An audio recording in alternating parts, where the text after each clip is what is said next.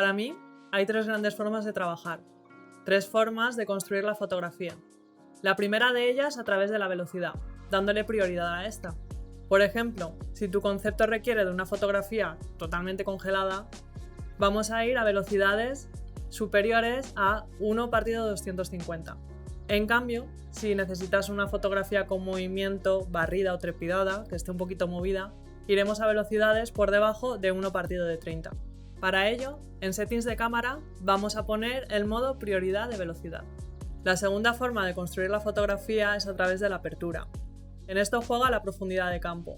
Si yo necesito una fotografía que tenga el fondo difuminado, necesitamos poca profundidad de campo y una lente luminosa. Vamos a elegir una apertura f menor de 3.5.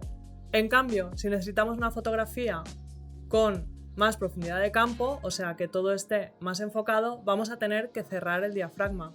Y a eso me refiero a un número f por encima de 7.1.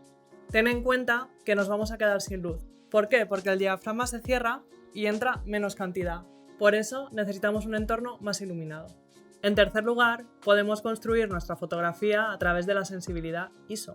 En este caso, en mi fotografía he decidido construir a través del valor ISO. Como tengo una luz muy tenue, he elegido un ISO alto. Ten en cuenta que esto puede añadir algo de ruido a tus fotografías y puede que no te guste. Te recomiendo que pruebes todo esto con anterioridad, sobre todo si no estás familiarizado en trabajar de esta forma, para no llevarte sorpresas el día del shooting.